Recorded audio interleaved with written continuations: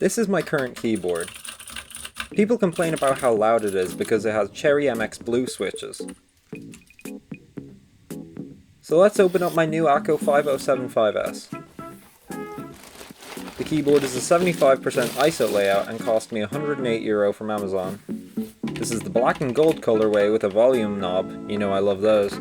Another reason I got it is that it's hot swappable. This means I can change the switches without soldering. It came with a bunch of accent and region caps, a switch puller, and a better keycap puller. It came with Akko linear crystals. They're pretty nice.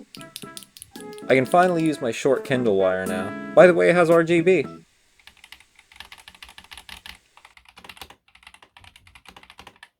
After putting my keycaps back on, it feels right at home. What do you think about it?